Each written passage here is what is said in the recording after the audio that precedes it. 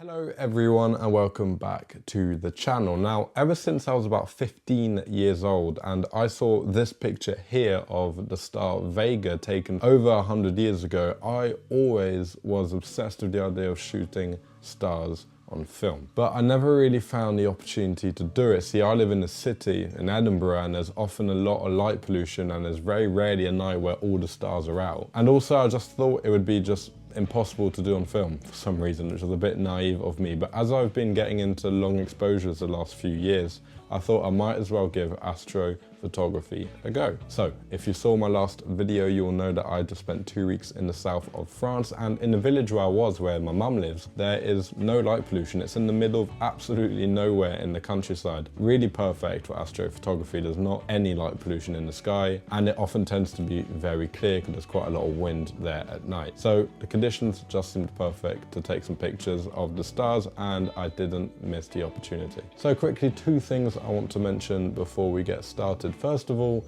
your choice of ISO with your film will matter a lot, but we'll get into that later on. Second thing, I took about 4 to 5 pictures. Now some of these didn't work at all because I was really experimenting with exposure times. I had no idea how long to expose the photos for. I saw on Instagram some pictures of astrophotography a few years back and I've really been inspired by them, and they were sort of black and white photos and obviously shorter exposure times because there's 2 ways that the stars will interact in your image. First of all, they will remain dots like we see them in the night sky with our naked eye. That's with a shorter exposure time, and if you let that exposure time go on longer, they will eventually become light trails in the sky, which is really cool. The only thing you'll need is a camera, some film, and a shutter release cable. Ideally one that can lock. That's what mine did. I think most of them do, to be honest. But yeah, if not, you're gonna have to be sat holding the shutter release cable for over half an hour, which is not ideal. But anyway, let's go to the south of France now and see how I took these pictures.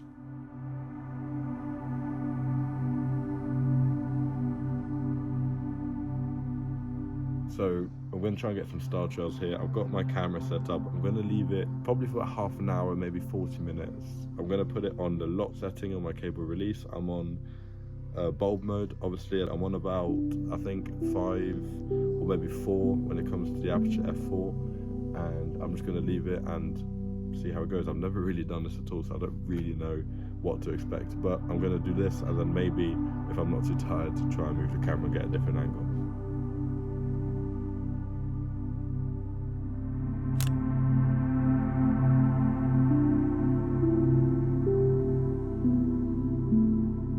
So that was the first one, taken in my back garden. I really like it. I didn't know what to expect at all. This was my first ever attempt. I love all the different colors. Now this one, because it was slightly longer of an exposure, you can see the trails I was going on about earlier on. Obviously, as the Earth rotates, the stars move in the sky, and your camera can pick that up. I picked that up on film with those light trails, which I think is really cool. So that was my first attempt. I think it went very well. Obviously, the image is slightly grainy, but it's a long exposure at night. Not that much light in the photo, that's just how it's going to be. Less light, more grain, we know this. So yeah, let's move on to my second attempt. Now for my second attempt, I found old antennae, satellite dish, out in the middle of some hills, in the middle of absolutely nowhere, which was perfect because there was no villages really nearby and the stars were just out in abundance and there was no light pollution. So let's go and see what I did with that. So we have found the angle I think is right. It's just in front of me, about 5 meters away maybe. So I think I'm going to put my tripod up here. It's very starry right now. We are, as I mentioned, in the middle of nowhere. We've walked quite a bit outside of the village, in the middle of the countryside where there's this big satellite antenna. So I'm going to set up this tripod here, which I found in my garage. It's the first tripod I've ever owned. It's an old Amazon one. I'm not going to use the old one that I've been using so far on this trip just because it's not very good in the sense that I can't put it very high and I can't really control it that well. So I'm going to leave this one out and I'm going to use this one and try and get a couple of exposures with some different times just to see what we can get.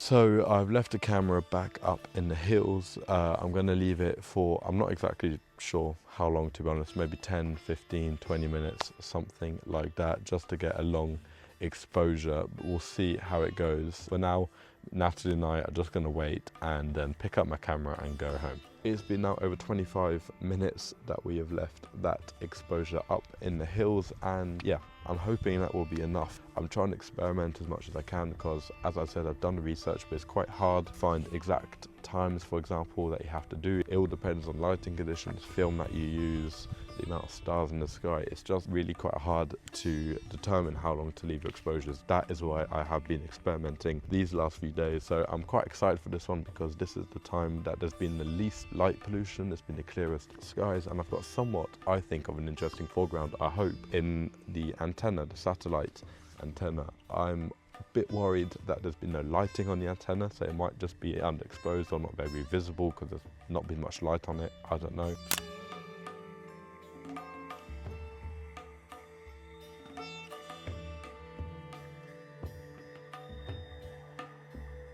So I've just turned off the exposure. Obviously I couldn't film because I didn't want any flashes just in case. I know it probably wouldn't have made a difference, but still. I'm going to do one last quick exposure, this time flashing a bunch of lights like this torch and my girlfriend's phone torch onto the actual antenna itself to see if I can maybe expose the antenna a bit more. I'm going to do a much shorter exposure time, under a minute this time, or maybe just on a minute, and then we will go home. But I'm just curious to see if that will make a difference. So we'll turn off the flashes now and we'll get back to you after that.